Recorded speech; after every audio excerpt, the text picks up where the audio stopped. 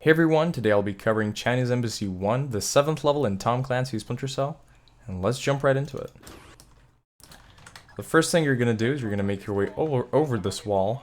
I stumbled on my words there. And once you drop down here, you're just going to go forward and take a left turn here. Now you can ignore the guards behind you, they're no threat to you. And once you're here, you're going to wall jump off of the wall that's directly in front of you, and then you're going to turn your camera to the left, and you will have to climb a small window that's there. I'm going to slow this section down in post, so you can see exactly what's going on, but basically it looks like this.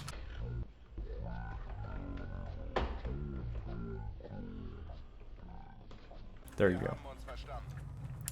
And once you're down here, you're just going to pass through this convenient path and ignore those two guards.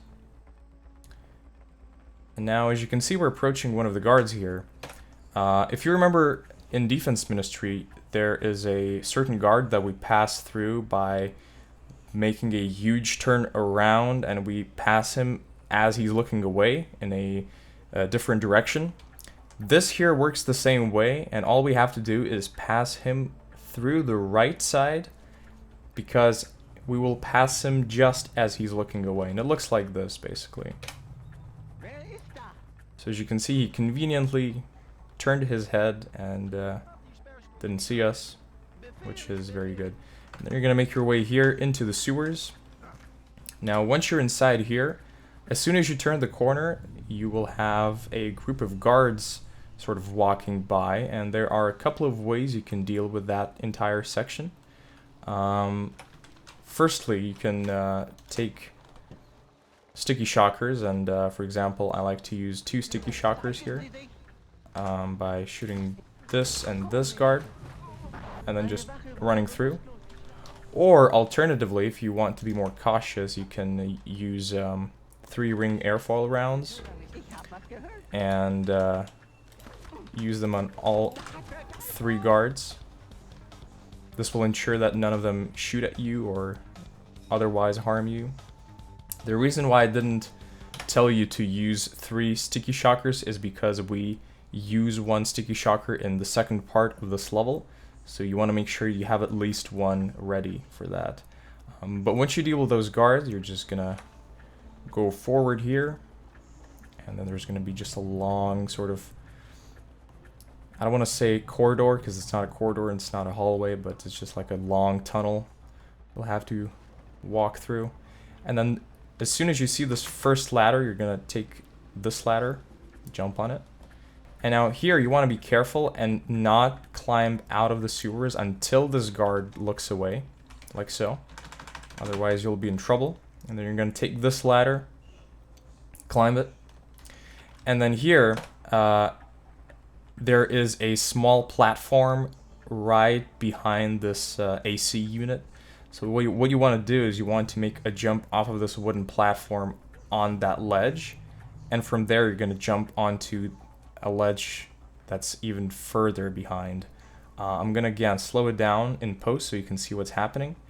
And the goal here is to make the corner and then jump into the loading trigger for part 2, but be careful not to get spotted by that guard below, otherwise he will shoot at you, and given the fact that you don't have full health, you may be in trouble because of it. And the reason why we do this sort of out of bounds route is because we can actually skip the informant objective that you would normally do in casual play, but it is not required, so that's what we're exploiting. So this whole section looks like this.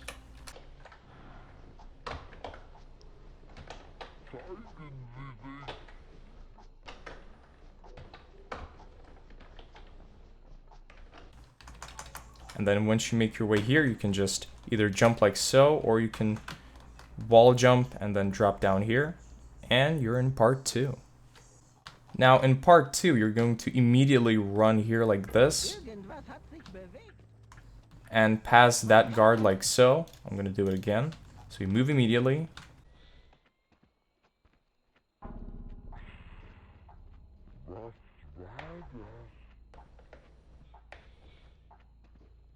and you pass that guard like so. I'm gonna do it again with explanation. So you just run, keep a little bit of distance, and just run like so. Now make sure you have projector shadows enabled for your game, because otherwise this trick will not work. But also you just don't want to be running this game on buffer shadows. Now I explain how to enable projector shadows in my game setup tutorial, and I will link it in the description. But if you pull this off successfully, then you can go further. Try to keep low distance from the wall and keep away from the guards. And then you're going to take the turn here. And this is where you will need your sticky shocker, so that's why we're going to equip it. And then you're going to shoot it at that guard. I like to shoot it a little bit higher than where the guard is, because the sticky shocker has to travel all that distance and it'll start falling down a little bit. And you may actually miss the guard entirely, so be careful. And once you're done with that guard, you're going to take this path and enter the courtyard, like so. You can actually ignore this booth guard, doesn't matter. But once you're inside, there are a couple of ways you can deal with this. I'm going to show you the way I do it, but there are more optimal ways that are a little bit more complicated to pull off correctly. But the way I do it is I just simply take care of every guard by using these sticky shockers, sticky cameras, and I just make sure I neutralize all of the targets, including the dog, because dogs in this game can be very, very painful to deal with. But yeah, if you do everything silently, as in using your sticky cameras and just not getting seen, you'll be good to go. And once you're done with this part, you will have to take your laser mic. By the way, I'll also remind you that you cannot kill anyone in this mission, so that's another reason why we use non-lethal methods. But as I said, there are more optimal ways of doing it, where you don't even have to touch any of these guards. But it's more complicated, and I think it's best to start off this way. But anyway, once you're done with that, you're going to equip your laser mic and run in here. You're going to trigger this in-game cutscene, and as soon as it's over, you're going to quickly make your way to the gazebo, which is where we will do the gazebo skip. Now, this conversation is quite lengthy, but you know, it serves a downtime purpose for us to just relax and kind of stretch if we need to, have a sip of water. But the important line here, at least in German, is "Es ist paranoid, aber gut." And then after that, I just wait a couple of seconds after, and I do a quick save, quick load. So here we go. Here it comes.